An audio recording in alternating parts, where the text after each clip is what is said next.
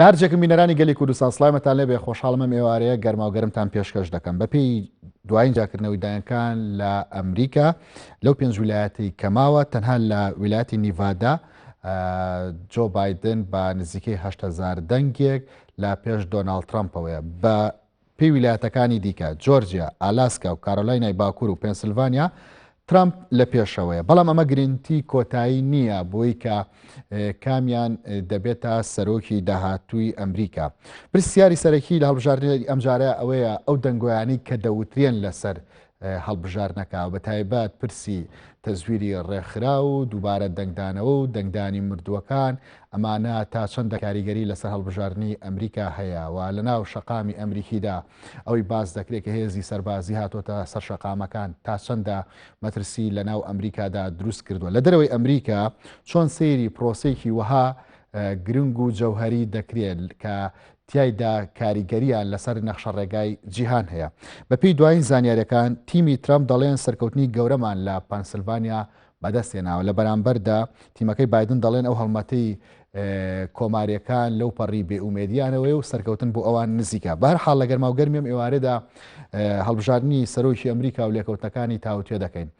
دکتۆر ساما شاڵی شارەزا لە کاروباری ئەمریکا لە هەولێرە و لەگەڵماندایە. دکتۆر ئێوارەت باش. هەروەها بەڕێز مستەفا سوورچی خوێندکاری پەیوەندی نێودەوڵەتەکانیش لە ئەمریکا و لە ڕێگەی سکایپۆ لەگەڵماندایە لە ویلایەتی کنتاکی. سوپاس بۆ تۆشکە لەگەڵماندای. بەڕێز مستەفا بالای جەنابتەوە دەست پێ بکەم. لە ناوخۆی ئەمریکا بە تایبەت لەلایەن کۆماریەکان و هەندێک دەستەواژە بەکاردێت بە تایبەت مەسەلەی تەزویر، دەنگدانەوەی مردووەکان، دەنگدانی دووبارە ئەمانە تا چەندە ڕاستن یاخود ئەمە بەشێکن لە پروپاگەندەی کۆماریەکان لەم قۆناغەدا. سڵاوام کاتتان باش. بەڕاستی ئەوە یەک استراتیژیەکی تازەیە کە مادیمین لە هەڵبژاردننی ئەمریکا تاکیسە وەکو لە مێژووی ئەمریکا ئەو ئەنواع ئەدعاءات و هەڵومەرجە نەبووە لە دەنگدان. ئێمڕۆ یا دوێنێ یەکێ لە کوڕەکانی ترامپ لە پەنسیلڤانیا مؤتەمەرێ سەحەفی ڕاگرتو بوو ئەیوت ئێمە ویلایەکەمان تەزویری لێ کراوە و هەموو پەنسیلڤانیەکە ئەبێ هەر کۆماری بێ و بە هیچ شێوەیەتر قبول ناکەن ئەوە ئەگەر کۆماری دەرنەچێ. ترامپ دوێنێ تیمێکی ئامادە کرد بە ناوی ئۆڵ ستار تیم کاتە هەموو ئەستێرەکان هەمویان محامین و هەمویان ینی حامی تۆنان ئامادەیانی کردووە کە بڕاتە ناو شەڕێکی محکەمە و یاسایی لەبەر دەنگدانەکان لە هەموو ویلایەتەکان هەتاکو بە ئامادەی کات تاکو بینێرێتە دادگای باڵا و لەوێ بڕیارێک پەیا بکە. بەڕاستی ئەمە وەکو ئەم ژمارانە ئەدینین هەتاکو ئیستا ینی ئەوەی دینین کە بایدن بە پێشکەوتووە بە ژمارەیەکی زۆر گەورە ئەوش کە دوێنێ یەکێ لە باحثەکانی ئەمریکا باسی کرد ئەیوت ئەوەی یەکەم جارە لە مێژووی ئەمریکا فەرقی خاڵ لە بین هەردوو کاندیدەتەکە بەو ژمارە گەورە بێ کەواتە هەرچی ئەو کۆماریەکان باسیەکەن کە ئەو دەنگدانە تەزویرە و ئەو دەنگدانە دەنگی کەسە مردوەکانە ئەوە هیچیان ڕاست نییە بەڵام ترسمەنەکەیان بۆ لەسەر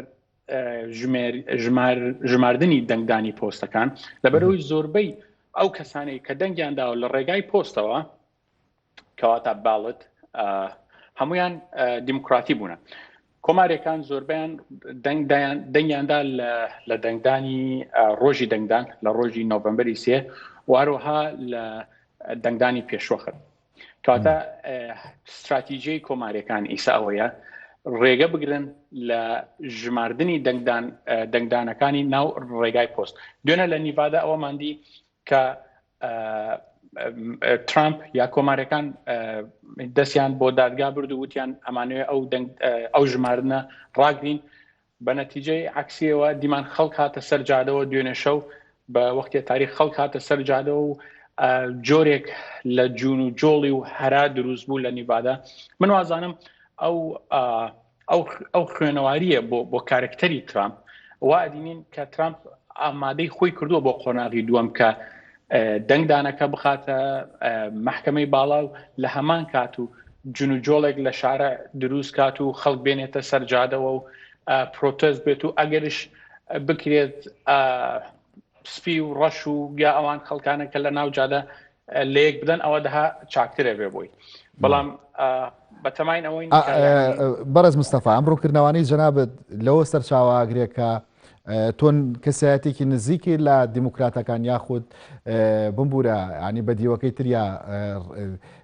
هیچ مەجالێک ناهێڵنەوە بۆ کۆماریەکان کە نەفەسێک بدەن کە ئەوانش بەشدار بوون لە هەڵبژاردنەکاندا بەڵێ بەڕاستی من خۆم نوێنەری حزبی دیموکراتی بووم دووجار بە مستەوای ویلایەتەکە بەڵام ئەوە گرنگی نییە لەوەی زیاتر کە ئێمە معلوماتی واقعی باسەکەین بە حقیقت ئەوە تا کە ترامپ نایوێ هەتاکو ئیسا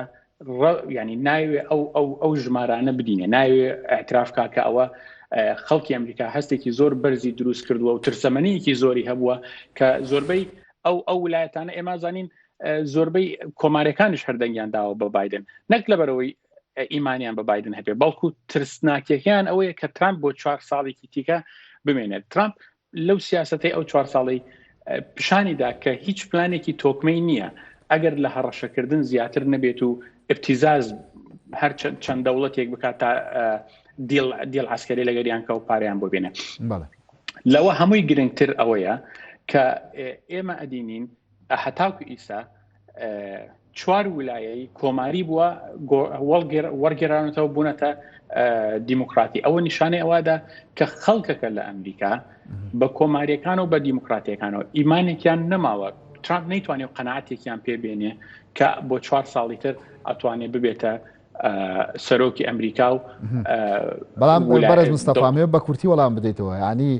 لە هەڵبژاردننی ئەم جارەی ئەمریکادا ئەوەی کە کۆماریەکان دێڵێن مردوو دەنگی یاوەتەوە دووبارە دەنگدانەوەتە تەنانەت جۆ بایدن باستەوە دەکەن 50 جار دەنگی دابێ وەکو کۆماریەکان دەڵێن یاخۆ کەنەدیەکان دەنگیان دابێت یاخود تەزویرێکی ڕێکخراو کرابێ هیچ لەمانە ڕووی نەداوە ئەوەی لە سیستمی ئەمریکا بزانێ ئەزانێ ئەو قسانە هەڵەیە و هیچیانی تەواو نییە لەبەر ئەوەی بە پێی حکوومەت هەر کەسێک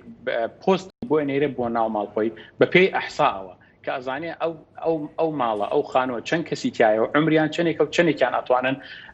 دەنگ بدەن ئەوجا ئەو باڵەتانانێرێ بۆیە لە ڕێگای بەریدی حکوومەتیە و دێ ئەگەر ترامپ ئەو بڕیارانە دەکەوە سوکایەتی بە حکوومەتی وڵاتەکەی خۆشیەکە نەک هەر بە دیموکراتی سیستمەکە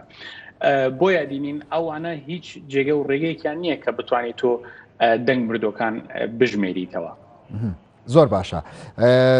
دکتۆر ساما شاڵی شارەزا لە کاروباری ئەمریکا کە لە هەولێرەوە لەگەڵمدای دکتۆر سامان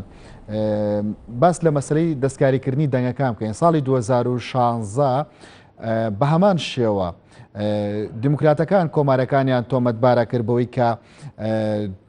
تەزویرێکی ڕێکخراو کراوە دەستکاری ئەنجامی دەنگدانەکان کراوە ئێستا بینی بە پێچەوانە ئەم جارە کۆمارەکان هاتوونەتەوە ئەو پرسە بە دیوە گشتەکەیە واز دە بابەتە دەستکاریکردنەکە بێنین ئەمریکا کە خۆی پێی وایە سەرچاوی ئازادی دیموکراسی و هەناردەیەکە بۆ جیهانیش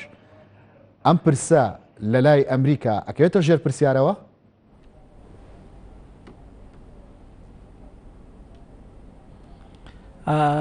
پێشەکی سپاس بۆ ئێوە و بە بینارانەی گەلی کوردستان طبعا ئەم پرۆسێسە پرۆسەیەکی دیموکراسیە هیچ هینی لەسەر نییە چۆنەڵێ غەشی لەسەر نییە ئەوە بینیشمان وەختی خۆی کە جۆرج بوش کۆر لە ئالگوری بردەوە بۆ 512 خاڵ دووجار دەنگەکانیان بژاردەوە مطابق دەرچوو لەوانەیە لە بەعزە شوێنەکە ئەگەر ڕێغڵاتێ بێ سەد دەنگێک بۆ ئەم لایەن بۆ ئەولا ئەوە لە نەتیجەی انتخابات ناگۆڕێت بەڵام ئەوەی لێرە طبعا لە 2016 ترامپ خۆی ئەیوت تەزویرە کرێت تەزویرێکی زۆر هەیە ئامادەن بۆی من نەبم بە سەرۆکی کۆماری سەرۆکی ئەمریکا بەڵام کە لیان پرسی ئەگەر خۆت دەرچوویت وتی ئەوەگەر خۆم دەرچووم ئەوە سیستەمێکی تەواو غەلوغەشی تیانە طبعا پێش انتخاباتی 2020ش ئەو مەسلەی وروژانە و جارێکی تر لەبەر ئەوەی کە ئەمە بە بەریدیت و دەستکاری ئەکرێت و بەرید نابێت لە دوای دەنگدان یعنی بڵین 3 مانگ هیچ بەریدە قبول کرێت ئەوە دوورە لە ڕاستیەوە سیستەم هەیە هەج ڕۆژێ لە ڕۆژی 3 مانگە ئەگەر تەمغەی 3 مانگی پێوە بوو ئەو دەنگە کە وەرە گیرێ لە بەریت سنووقی جەماعەتی انتخاب وەریەگرن و ئەیبجێرن. طبعا ئەمە پرۆسسێکی دوور و درێژە، بەڵام ترامپ خۆی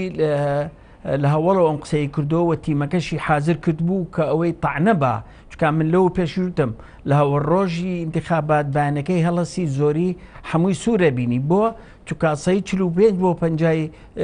جەمهوریەکان خۆیان چون دەنگیان ناوە، لەبەرەوە ڕێژەیەکی زۆر ئەوانەی کە خۆیان دەنگیان ناوە دەنگەکان دەرەکەوێت،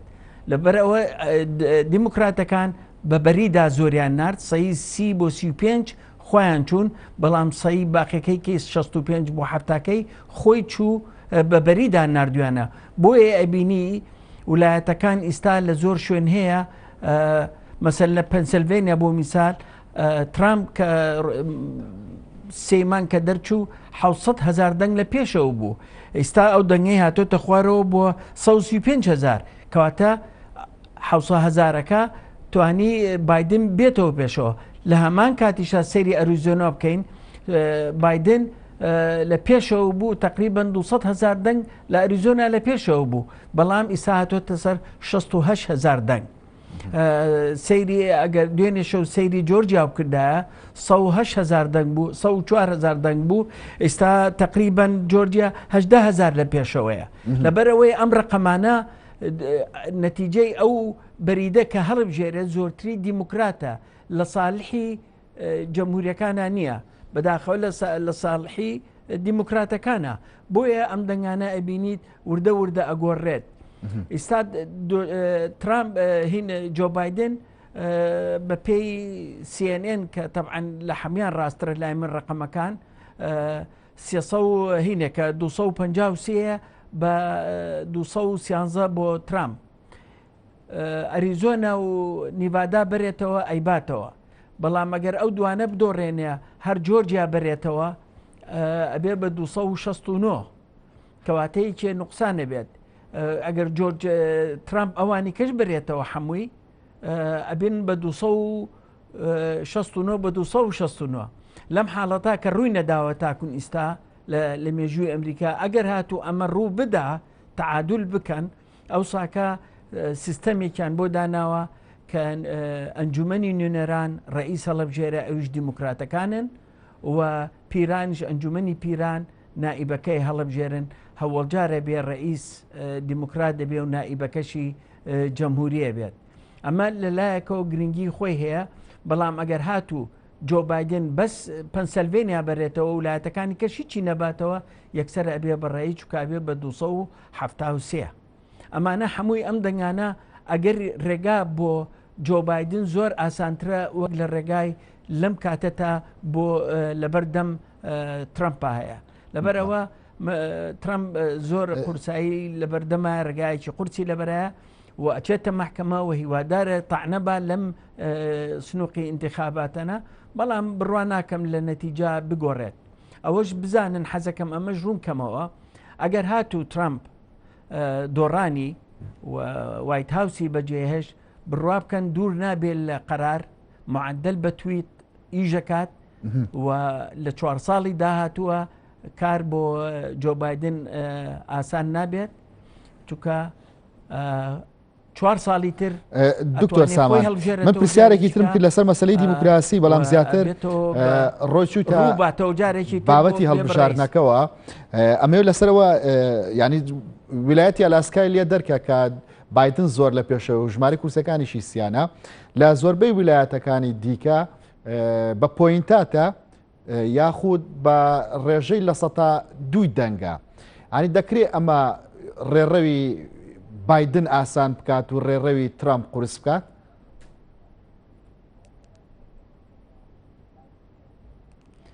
بەڵێ ئەگەر هاتوو وەکو وتم ڕێگای بایدن ئاسانترە، چونکە 253 هەیە، ئەو 213 هەیە، زۆر دوورن لەیەک. یعنی بۆیە ڕێگای ترامپ قورستر بۆ لەم کاتەدا، یعنی ئەوە خۆی ڕێگایەکی قورسە بۆ ئەو. هەر حەزەکەم بەوەش بڵم ئەتاکون ئەم دقەیە کە ئێمە قسەکەین دەنگی گشتی کە حسێب ناکرێ، بەڵام دەنگی گشتی بایدن 3,700,000 دەنگ خەڵک گشتی پێیاوە زیاتر لە ترامپ ئەوە ڕووی نەداوە لە مێژووی ئەمریکا کە هیلەری تقریبا نزیکی 3 میلیۆن بوو، بەڵام ئەم 3 میلیۆن و 700 تاکون ئیستا ئەوەش ڕێژەیەکی زۆر گەورەیە، یعنی ڕێژەیەکی کەم نییە. لەبەر ئەوە من واتەوەقعەکەم جۆ بایدن نزیکتر بێ لەوەی بوێ بە ڕئیس وەک لە ترامپ. دۆناڵد ترامپ. زۆر باشە. بەڕێز مستەفا سوورچی، مەسەلەی سەرەکی لەم بابەتەیە ئەوەیە کە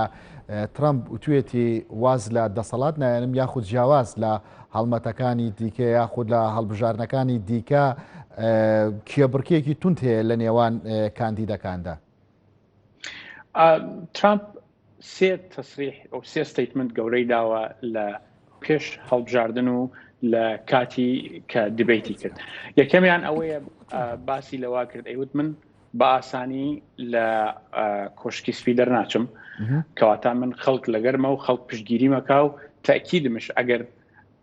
لە دەنگدانەکەش دەرنەچم هەر خۆم سەرۆکم. ئەوە زۆر خەتەرمەنیە هەبوو و جامعەی کۆلۆمبیا بەحثێکی لەسەر ئەوە کرد، وتیان یەک سیناریۆیەک هەیە لە بەردەم ترامپ ئەشێ بە قووەتێکی عسکەری دەری بکەن لە کۆشکی سپی ئەگەر ینی سوور بوو لەسەر ئەو ڕێیە. دوم ڕێی کە خۆی ئەخیر ڕۆژکە لە میشیگان بوو لە ڕاڵیەکەی باسیە کرد، ئەیوت ئێمە یا بینەوە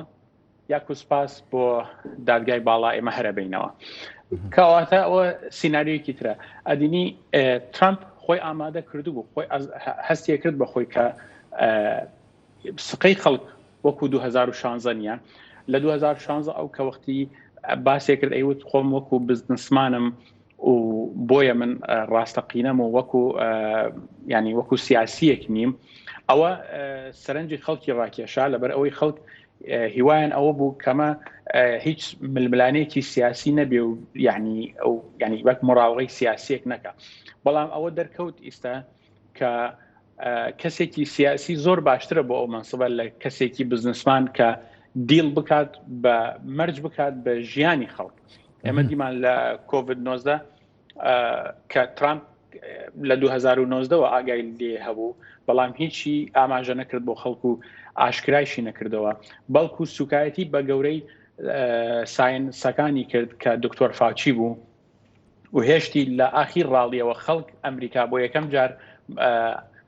هاوار بکەن بە یەک دەنگ و بڵێن دکتۆر فاچی درۆزنە. ئەوە یعنی بەڕاستی یەک هینەکە یەک پاسێکترە، یەک منعەتەفێکترە لە سیاسەتی ئەمریکا. تاکو ئیستا وڵاتێک وەکو ئەمریکا کەسێکی وان نەبینە. ڕەنگە ئێمە لە وڵاتانی تر ینی وڵاتانی عەرەبی با بڵێن زیاتر ئەو جۆرە سیاسیەمانە دیوە، بەڵام نەک لە ئەمریکا. لەگەر ئەوە ئەم مۆدێلەی ترامپ ئەم ینی کە داهێنا لە ماوەی 4 ساڵەیە ڕەهەندێکی پۆپۆلیستی هەبوو یاخود بابەتێکی نوێ بوو لە سیاسەتی ئەمریکادا. من ئەگەڕێنەوە بۆ قسەی جۆن بالتن کە مستەشاری ترامپ بوو، باسی لەوا کرد. ئەیوت ئێمە کە لە کۆبوونەوەکان دانیشتین لەگەڵ ترامپ هەنێ دیڵێکیە کرد، خۆی ئاگای نەبوو، ینی قرائی نەبوو، خوێندنەوەی نەبوو بۆ دواکەوتی ئەو دیڵە، وەکو سەردانی کۆریای باشووری کرد. وتی ئێمە هەمومان لەگەر ئەوە نەبووین کە سەرۆکی ئەمریکا بڕۆ سەردانی کەسی واکە، لەبەر ئەوەی بە نەتیجەوە ئیشی چەند ساڵ و عقوبەی چەند ساڵی هەمووی داوە بەبێ ئەوەی ئەمریکا نەتیجەیەک وەرگێ. ئێمە دیمان لە دوای ئەو زیارەتە هیچ ئیسفادەیەکی نەبوو دیبلۆماسی بۆ ئەمریکا، هیچی نەبوو، بەس کە ترامپ یەک شەوێکی میدیایی کرد و ویستی قەناعەت بە خەڵک بێنێ کە خۆی کەسێکە تشتەی لێک ئەتوانێ بکە سیاسیەتر ناتوانێت بکە. ئەو نوع سیاسەتە، ئەو نوع دیڵە بە دەوڵەتێک بە گوێرەی دەوڵەتێک وەک ئەمریکا، ئەوە زۆر تەئسیرێکی هەیە لەسەر ئەمریکا لە داخل و لە دەرەوە. لە ناو ئەمریکاش ترامپ کێشەیەکی تازەی دروست کرد، کێشەیەکی تازەی هەڵۆشان بۆ خەڵک کە ئێمە ڕەگە سپی و ڕەشپێست جارێکی تر هەڵوەشایەوە و جارێکی تر خەڵک هەستان بەتونی بەرامبەر یەک بگرین. پێش ماوەی بۆ 4 مانگێ زیاتر هەموو دنیادی کە چۆن لە ئەمریکا چەکداری ڕەش و میلیشیای سپی بەرامبەر یەکیان نەگرت و یعنی زۆر نەما بوو کە شەڕی ناوخۆ ڕووبدا لە ناو ئەمریکا. ئەوە هەمووی هەڵی ترامپە، ئەو مەرجەکانی ترامپە، ئەو تەسریحاتی ترامپە کە خۆی حسابی بۆ ناکە، خۆی وازانێت کە تەسریحاتی تونڕەوی بکە، ئەوە پیشانی قوتی خۆی دەدا. بەڵام بە پێچەوانە ئەوە پیشانی ئەوەیدا کە خەڵکی ئەمریکا لە خەتەرە و هیچ کەسێکیان نییە وەکو یەکێک لە مستەشارەکان خۆی باسی کرد، ئەیوت reckless political reckless کە ناجێوازی بێعەقڵی با بڵین ئەگەر بە کوردێکی خۆمانەوە بێ. ئەمە ناتوانین ئێمە لەگەر سەرۆکیەوە 4 ساڵتر بمێنین. هەتاکو ئێستا لە ناو ئەمریکا ئێمە تاکو ئێستا کەس نە کۆماریەکان بەڵکو جەمهوریەکان بەڵکو کەسێکی دەرەوەی ئەمریکاش وابزان دکتۆرش گوێی لێمانە، کەس ناتوانێت باس بەرنامەی ترامپکە لەبەرەوەی کەس نازانێت بەرنامەی ترامپ چییە. یەک بەرنامەی هەیە بەس ببەمەوە هەتاکو make America great again. بەڵام ڕێگەکەی چۆنە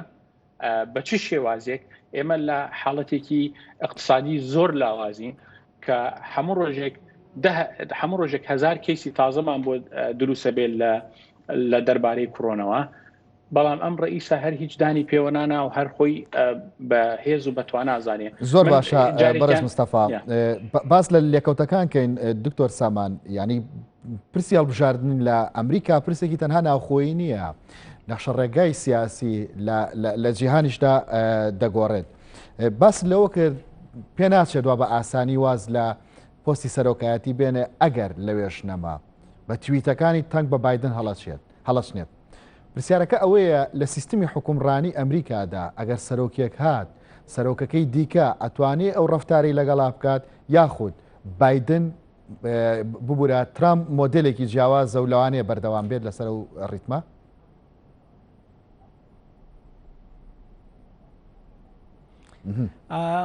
طبعاً خۆی ترامپ لە ژینگەیەکی سیاسیەوە نهاتەوە، هەموو ئەزانین لە ژینگەیەکی بازرگانیەوە بۆ بە سەرۆکی ئەمریکا، و ئەگەر نەختێ بگەڕێنە دواوە سیاسەتی ترامپ پێش کۆڕۆنا و دوای کۆڕۆنا زۆری فەرقا. لە دوای کۆڕۆنا پێش کۆڕۆنا اقتصاد باش بوو، قووەتی هەبوو لە ناوەوە، بەڵام بەداخەوە ئەو مەسائلانەی ناوەکو لەگەڵ ڕەشەکانە لەگەڵ مەکسیکەکانە وەزعی زۆر خراپ بوو لە ناو خۆی ئەمریکا. ئەم مەسائلانەی گەشەی پێئەدا بۆ مەساڵحی خۆی، بەڵام ئەوە زەرێکی گەورەی لێە لەم ئینتیخاباتانە. طبعاً کەس ناتوانێت منعی ڕئیس بکات کە ڕئیسی پێشوو با بڵێن ئەگەر ترامپ بێ منعی بکاتۆ بڵێ ناتوانی تویت بکەیت، مافی خۆیەتی وەکو ئینسانێکی ئاسایی ئەمریکا ئەتوانێت هەموو کاتێ تویت بکە، ئەتوانێت هەموو کاتێک ڕخنە بگرێت. بەڵام ئەدەبیەن ڕئیسەکانی پێشوو نەقد لەم ڕئیسە تازە ناگرن و پشتگیریەکەن، بەڵام ئەگەر شتێک ببێت مەسلحەتی ئەمریکا لە خەتەریابێ یەنە سەرخەت قسەکەن، بەڵام بەگشتی ئەو ڕئیسانەی کە ئەڕۆن ئەچن لە جامیعاتە لە شوێنی کە قسەکەن زۆر شت ڕوونەکەنەوە. جاری وایە بە سعاتی قسەکەن $50,000 وەرەگرن، $100,000 وەرەگرن بۆی بچن لەم جامیعاتانە قسە بکەن، بەحسی خۆیانەکەن، بەحسی سیاسەتیانەکەن. بەڵام ترامپ جیاوازە. ترامپ من متأکدم ئەگەر ڕۆشتیش ئیستا بە تویت هەرەمێنێتەوە و خۆشی هەڵبژێرێتەوە 4 ساڵی داهاتوو. بەڵام حەزەکەم ئامێژەش بەوە بم کە وایت هاوس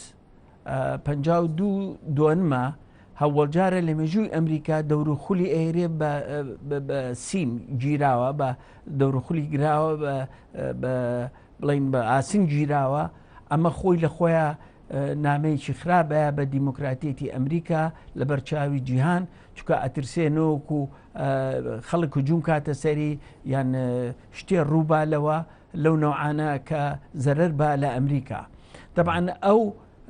لە سیاسەتی ئەمریکا بە نەوعێکی کە سەیری سیاسە دەکا و بینیمان لەگەڵ دەوڵەتەکانی دەرەوەی ئەمریکاش لەگەڵ ئۆروپیەکانە معاملەی باشی نەکرد، لەگەڵ خەلیجەکانە و لەگەڵ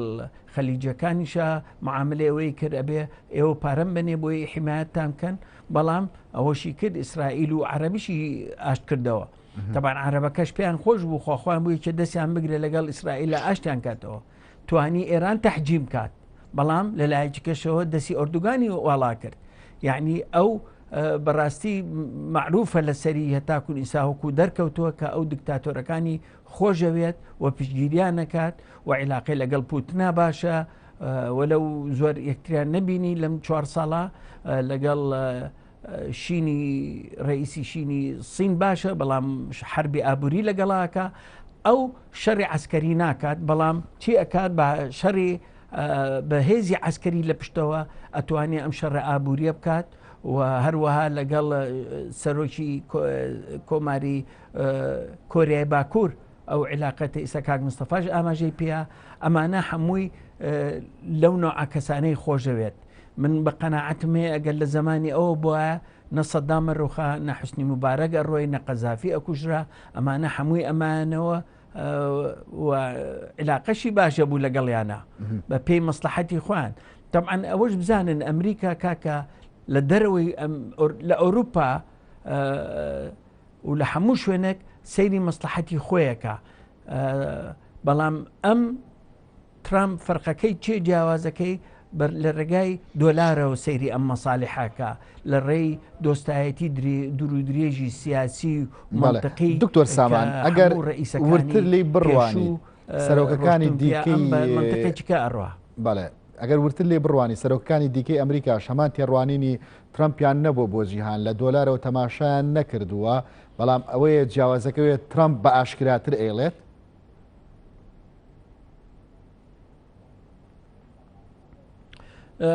ڕاستە خۆی مەساڵحی ئەمریکاش یەکێک لەو مەساڵحانە مەساڵحی ئابووریە خۆوە نەشاراوەیە بەڵام وەکو ترامپ نییە مەسەلەن لەگەڵ ئەڵمانیا و لەگەڵ ئەوروپا و لەگەڵ کەنەدا و لەگەڵ مەکسیک و لەگەڵ ئەوانە هەمووی تێکیە لەبەر ئەوە لەگەڵ سینا تێکیە طبعا سین گەورەترین منافسی ئەمریکا لە جیهانە ئیمڕۆ نزیکن لەیەکەوە چێ سەر ڕابەری دنیاکە لە ڕێی ئابووریەوە تێگەی وە سینش قووەتێکی عسکەری بە قووەتی هەیە سین بۆیە بە قووەتر بوو لە حفتاکانەوە تاکون ئیستا بەهێز بوو چونکە داخلی هیچ شەڕێک نەبوو لە حربی عالەمی دووهەمیش ئەم ئیشتراکی نەکرد سین توانی خۆی دروست کات و منافەسە بکە فەرقی سین و ئەمریکا یەکشتە سین کەیە داخل لەگەڵ وڵاتێکە ئیژەکە تەدەخولی سیاسەتی ئەو وڵاتە ناکە تەدەخولی ئابووری ئەو وڵاتەکە یارمەتی ئابووی لەژێر لە ڕێگای ئابووریەوە بتوانیا هەیمەنەی خۆی بکە ئەمریکا نە بە قووەتی سیاسی و بە قووەتی عسکەری و بە قووەتی ئابووری یعنی سێ قووەت بەکارێنە جیاوازە لەگەڵ سینە بۆیە تەماشاکەی تەقبولی سین لە ئەفریقا لە وڵاتانی تر تەقبولی زیاتر هەیە لەو شێوەیە فەرقەکان جیاوازەکانیان زۆرە لە ڕووی سیاسەتی دەرەوەی ئەمریکا تەماشاکەی ترامپ لە مەخیرا لەگەڵ ئەڵمانیا زۆر تێکیە قسەشی بە مێرکل وێت چکە داوای لێکرد کە ئەبێ ئێوە زیاتر پارە بن لە ناتۆ هەندێک جێکی سەحب کردەوە ئەمە هەمووی زەرەری یا لە عێلاقاتی ئەڵمانیا و ترامپ لێرە ئەمێ ئاماژە بۆ بکەم لە ئەمریکا ئیمڕۆ 43 میلیۆن ئەڵمانی هەیە کە بوون بە ئەمریکی و لەوێ ساحیبی دەنگن ئەوە دەنگە گۆڕێق لە پەنسلڤێنیەوە بیگرەیە هەتاکون ئۆرگن ئەمانە بڵاو بوونەتەوە دەنگەگرن طبعا وەکو کورد وەکو هەموو نەتەوەی چکە کە دەنگی بە سەرۆکایەتی ئەمریکا بیری ئەوەژەکەیتەوە ئایا ئەم ڕئیسە بۆ میلەتەکەی ئێمە باشە یان نا ئەڵمانەکانیش بە هەمان شێوە بەڵام ڕاستە ئێمە هەمومان لەژێر چەتری ئەمریکا و بیرەوەری دیموکراسەتی ئەمریکا کارەکەن بەڵام لەگەڵ ئەوەشە هەستی نەتەوەی لەلاو میلەتەکانە هەرماوە وەکو جوولەکەش بە تایبەتی کە وەلەو جوولەکە بۆ بە دوو بەشەوە عەرەب بۆ بە دوو بەشەوە هەمووی بەش بوون بەڵام هەستی نەتەوەیەکان زۆر گرنگە بۆ دەنگانیان زۆر باشە بەڕێز مستەفا پرسی ڕاستەوی تووڕە و لە ئەمریکا دەخرێتە ئەستۆی دۆناڵد ترامپ لە بەرامبەردا دەژووترێت هاتنی بایدن بۆ گروپە ئاینەکان خراپە چونکە دیموکراتەکان بەگشتی لەگەڵ بەها ئاینەکان نین پرسیارەکە ئەوەیە دیموکراتەکان دەبنە بەرهەڵسکاری گروپە ئاینەکان لە ئەمریکاتاوە جۆرێکی دیکە بەریەککەوتن لە ناو کۆمەڵگەی ئەمریکیدا دروست دەکەن یاخود پرسی دین لە ئەمریکا پرسێکی لاوەکی و هێندە جەوهەری نییە بەڕاستی ینی باسی ئاینی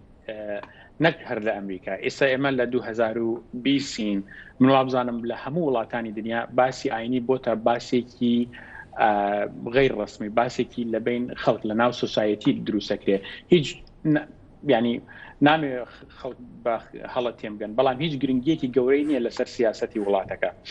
ئەوە زۆر گرنگە با ئێمە بیدینین. لەبەر ئەوەش ئەگەر دیموکراتی بێ یاکو کۆماری بێ، هیچ لەوانە لە ئەمریکا باباسکەین، هیچ لەوانە تەدەخلی ئیشی ئاینی ناکەن و ڕێگە لە مزگەوت و لە کەنیسە و لە معبەدی جوولەکە ناکەن. ئەوە بەڕاستی بڕێک هەیە لێرە یەکۆک و ینی ئەوانەی مسلمانەکانن کە تەئیدی ترامپەکەن وازانن ئەگەر بەو شکڵە باس خەڵکن بە شکڵێکی عاتفیەوە. بەڕام ئەوە قڕایەکی سەحەیە، من وابزانم کاک دکتۆرش تەئید مەکا لەسەرەوە بابەتە. بەڵام مەسئلەکەی ئێمە بەس حەزەکەم یەک تشت ڕوونکەمەوە. سیاسەتی ئەمریکا کە بە کۆماری بێ یا بە دیموکراتیەکان بێ، هەر یەکێکیان سیمێکی معەن هەیە، هەر یەکێکیان باگراوندی معەن هەیە. کەواتە کۆماریەکان کە سیاسەتی دەرەوە، ینی لە تعاملی لە سیاسەتی دەرەوە هێزێکی عسکەری زیاتر بە بەرامبەر دیبلۆماسیەتێکی کەمترەکەن. بە پێچەوانە دیموکراتەکان ینی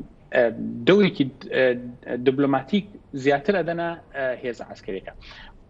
بەڵام لەگەر سەرۆک ترامپ ئەو هەموو نەظریاتەوە ئەو هەموو ئستیماتە هەمووی تێک چووە. ئێمە دیمان ترامپ بە ڕۆژ و شەوێک دیڵێکی کرد لەگەر تورکیا و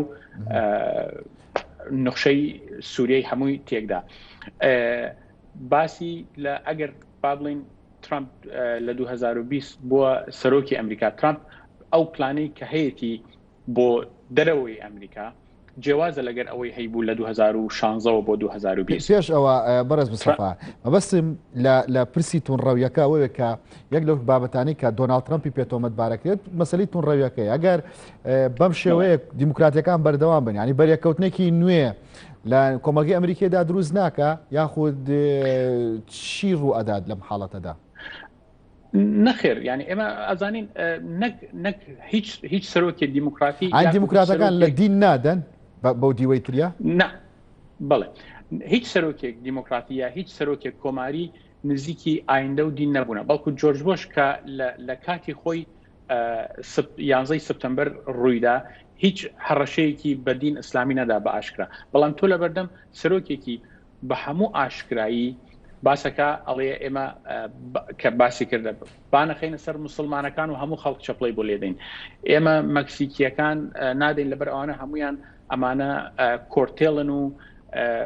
ڕیپست، ینی کەواتە ینی اغتصاب خەڵکەکەن. بە هەمان شێوە بە هەموو ئەو نەتەوانەی تر قسەیان کردووە. کەس ئەمە خۆی ئەمەی هەڵۆشان کە پشگیری ئەکرد. ئێمە هەندێک میلیشیا دروست بووە لە ئەمریکا. ئیمڕۆ فۆرن ئەفێرز باسێکە دەوری میلیشیای ڕەگەسپی لە ئەمریکا لە هیچ کاتێک لە مێژووی تازە ئەوها دروست نەبووە، هیچ دەورێکی وای نەبینە کە KKK و نیۆناتزی و ئەوانە. ترامپ بە هەمان شێ بە هیچ کاتێک باسی لە ئەوانە نەکرد و ڕخنەی لیانی نەگرت. کەواتە جۆرێک پشگیری هەیە، هەتاکو ئیسەش باس لەواکرێ ئەڵێن ڕەنگە بە جۆرێکی معەن کە اتصالی هەبێ بە سەرچاوەکانی ئەو میلیشیاتانە. ئەمە تونڕەویە، ئەمە هێشتی کە پۆلیسێک سپی ڕەشێک بدینێ بە تاوانبار بێ ئەوەی تحقیق لەگەری بکە. ئەمە هێشتی ئەوەی ئێمە وەکو مسلمان ڕێبکەین لە شارە خەڵک پێمان بڵێن ئەمانە تیرۆرستن. ئەوە هێشتی خەڵک لە دوای مەسەلەی ڕۆژاوە خەڵک کورد بدینێ بە ئەوەیە دەورێکی نەبیەوە لە حرب عالەمی دووەم. بەڕاستی ئەو تەسلیحاتش کە ترامپ باسی کرد ئەوە زۆر سادە و دیارەدا نیشانەیەوە دەکا کابراایکی خوێنەواری چاک نییە بووی مێژوو. ئەم تەسلیحاتانە تونڕەوین بە بەرامبەری هیچ سەرۆکێکتر وەکو باسم کرد، نەک کۆماری بێ یا دیموکرات بێ. هیچ هاتنی بایدن بەرز مستەفا، ینی کۆتایی بەم گروپە میلیشیانە ئەهێنێت کە وە خۆت دەڵێ ترامپ دروستی کردووە؟ بەس بە ئەوە تەسحیحکەم ترامپ دروستی نەکردووە، بەڵام دەورێکی چاکیاندی لە وەختی ترامپ. ینی ئێمە زانین میلیشای سپی هەیە لە ئەمریکا، لە ئەریزۆنا هەیە، لە نیو مەکسیکۆ هەیە. ئەمانە کە ئەڕۆن ئەبنە هاندەری پۆلیسی سنوورەکان کە بتوان ئەو کۆرتێڵ و ئەوانە گردەکەن بەڵام بۆ یەکەم جارە بدین بە چەکەوە بێنە ناو جادەوە کە ڕەش پێستەکان خۆپشاندانەدەن ئەمانش شان بەشان لەگەر پۆلیسەکانە وستن بەڕاستی ئەوە بە هیچ کاتێک لە ئەمریکا ئەوە ڕووی نەداوە و ترامپش هیچ هەنگاوێکی نەنا یا هیچ بڕیارێکی نەدا کە ئەوانە ئەبێ نابێ لە جادە بن و نابێ بکەونە بین پۆلیسەکان و بکەونە بین خۆپشاندەرەکان من بەبەستی ئەوە ئەتوانم بڵێم ئێمە ئەگەر بایدن دەربچێ یاکو ترامپ دەربچێ سیناریۆی دوای هەڵبژاردن دوای دوانەتیجە سیناریۆیەکی بە خوێنەواری ئەوەی ئیساکێ سیناریۆیەکی چاک نابێ ئێمە تەوقەمان ئەوەیە ڕەنگە جنوجوڵێک هەبێ ڕەنگە ئەو میلیشیاتانە جارێتر بێنە جادەوە وەکو ئێمە دیمان لە تەکساس بە چەک و بە سیارە و بە ئاڵاوە ڕێگە لە خەڵک بگرن و ئاژاوە دروستکەن بەڵام ناتوانم بڵێم کە 100% ئەتوانێت دەوریان ڕاگرێت و بە تەواوەتی لە ناویاندا بەڵام ئەتوانم زۆر باشە بەرز مستەفا پێشتر ئاماژت بۆ دا کە ترامپی 2020 ترامپی 2016 نابێ ئەگەر دەرچێتەوە پرسیارەکەوەیە ئەم دەستکراوەیەی سەرۆک یعنی بابەتێکی نوێیە لە سیاسەتی ئەمریکایە خۆت بۆ مۆدێلی ترامپ ئەشێ کار و کاردانەوەی زیاتری هەبێەوە ترامپ ئەم دەستکراوەیە بقۆزێتەوە بۆ هەندێک ڕەفتاری سیاسی کە خۆی مەبەستێتی وابزانم کە ئەو مشکلەی ئابووریە هەیە لە ئەمریکا و لە جیهان و مەسئلەی کۆڤید 19 وای کردووە لە هەردوو کاندیدەکان لە دیموکراتی بایدن بێ یاکو ترامپێ کە ئەو جۆرە سیاسەتە دروستکە لەبەرەوەی حەلێتری نییە ئەو سیاسەتەش چییە کە لە عێراق و لە ئەفغانستان و دەورێکی لەو دوو دەوڵەتە دەربچێ بە تەواوەتی و لە خەلیجش دەور خۆی کەمەوە کاتەوە هەردوو کاندیدەکان ئەو اتفاقیان هەیە هەردووکیان یعنی ئەو پلانیان هەیە بە هەمان شێوە جیاوازەکەی لە کاملایە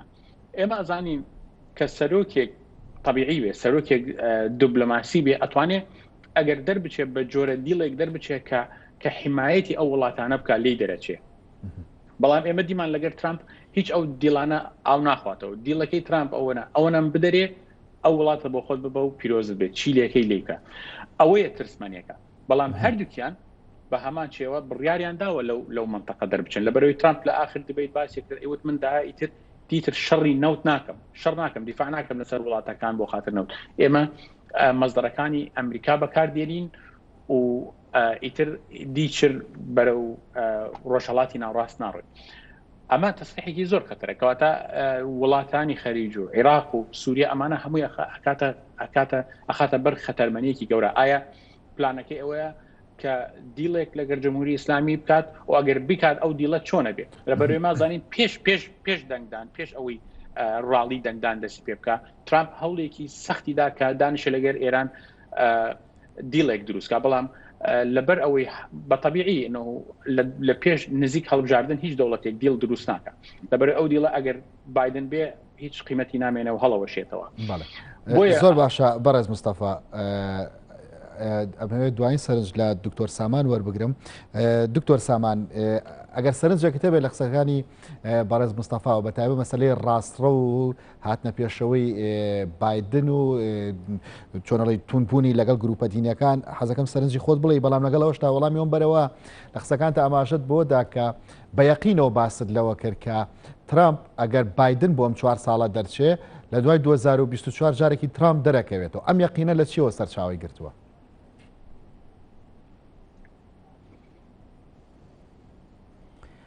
یەکەم بە نسبەت قسەکانی کاک مستەفاوە زۆر ڕاستی کرد لە زۆر هینا بەڵام مەسلەی دین و ئاین خۆی دەوری ئەبینێ بە شێوەیەکی غێر مباشر کۆنزەرڤەتیڤی مەسیحیەکان دەورێکی زۆر تەسیرێکیان هەیە لەسەر چۆنەڵی جەمهوریەکان بەڵام ئەوە نییە کە بڵێ مەساری حکوومەت و دیموکراسیەت گۆڕێ لەینە هەموو حڕێتی خوایان هەیە و تەدەخل ناکەن دەوڵەت لەگەڵ دیناجیا کراوەتەوە سەپەرێشنێکی تەواو هەیە لە بینی دەوڵەتە لەگەڵ ئاینە ئاین بۆ شخصە هەتاکوون ئیستاش لە مەکتەبەکانیشە هیچ دەرزێکی ئاینی ناوترێتەوە مەڵ ئەڵڵاهومە چیت بۆ مەکتەبێک هەر مەسیحی بێ یان ئیسلامی بێ هەیە ئەوانە ئەتوانن بەحسی ئاینکەن بەڵام بەگشتی لە هەموو مەکتەبەکانە لە زانکۆکانە بەحسی دیانەت ناکرێت وەکو دەرسێ بوترێتەوە ینی ئەمە ئەم جیاوازیەکی زۆر هەیە بەڵام حەزەکەم ئاماژە بەوەش بم کە ڕێژەی ئافرەت لەم انتخاباتە دەورێکی زۆر گرنگی هەبووە و ئەوەش بووە کە چکە ڕێژەی ئافرەت زۆرترە لە دەنگان 152 کەوای لێ کردووە بایدن بیباتەوە چکە ترامپ علااقاتی زۆر باش نییە لەسەر مەسلەی ئافرەت و پیشگیری مافی ئافرەت ئەوە لەلایەکەوە لەلایەکیشەوە پێشەوەی وڵامەکە و بە محەزەکەم بەحسی انتخاباتێکی کەش بکەم کە دوو انتخاباتەکە ئەنجومەنی نوێنەران و سەنەت طبعا بەحث سەنەت نوێنەران ئەوە براوە بۆ دیموکراتەکان بەڵام لێرە باسی ئەنجومەنی نوێنەرانەکەم کە زۆر گرنگە پێڵەن سەنەت یان شیوخ ئەمە لێرە گرنگی ئەوەی هەیە ئیستا 48/48 یعنی 4 کورسی ماوە ئەبێ جەمهوریەکان ئەگەر بیانوێ سەیتەران مێنێتەوە لەسەر شیوخ ئەبێ 3 کورسی بەرنەوە لەو 4 بەڵام دووی کورسی لەو 4 لە جۆرجیایە ئەوە لەوانەیە جارێکی تر انتخاباتی بۆ کرێتەوە لەمان یەکە حەسم نەبێت لەم انتخاباتە ئەبێ 150 بێنە نەگەشتونی چیان گەشتۆ 150کە بەڵام یاهاتۆتەوە خوارەوە کەواتە حەسم نابێت ئەوە زۆر خەتەرە بۆ جەمهوریەکان ئەگەر سەرۆک بایدن ببێت و نائیبەکەشی ئەگەر ئەوان دوو خاڵیش بەرنەوە یعنی ببن بە 50/50 طبعا لە جهتی دیموکراتەکانە دوانی سربەخۆشیان لەگەڵایە ئەگەر ببن بە 50/50 نائیبی ڕئیسی جەمهوریە خۆی سەرۆکی شیوخە کە لە دەنگانە دەنگەکە ئەیا بەهەج لایەکە طبعا یا بەلای حزبی خۆیان دەنگەکانە گۆڕێت ناتوانن قەراراتی بایدن بۆستێن مەسلەی ئەوەی کە بایدن عفۆن ترامپ خۆی هەڵبژێرێتەوە طبعا سەرۆکی ئەمریکا بۆی هەیە دوو دەورە خۆی هەڵبژێرە ئایا پێکەوە بێ مستەمر بیان متەقەتع بێ بۆی هەیە لەبەرەوە ئەگەر ئەمە بدۆڕێنە و 4 ساڵی کردووە مافی خۆیەتی بەپێی دەستور کە 4 ساڵی کەش خۆی هەڵبژێرێتەوە لەبەرەوە ئەو بۆیە ئەڵم ئەگەر بش دۆڕێت دوور ناکەوێتەوە لە با بڵێن لە چاوی میدیا و توی دەکات و هەر خۆی دەرەخاتەوە لەبەر ئەوە بناغەیەک دائنێ بۆ 4 ساڵی داهاتووی انتخاباتی کە بێت. دکتۆر سامان شاڵی شارەزا لە کاروباری ئەمریکا سوپاس کە لە هەولێرە لەگەڵماندا بووی. هەروەها بەڕێز مستەفا سوورچی خوێندکاری پەیوەندی نێودەوڵەتەکان لە ئەمریکا سوپاس بۆ تۆش کە لەگەڵماندا بووی لە ڕێگەی سکایپەوە. زۆر سپاس. ئێوەش خواتان لەگەڵ.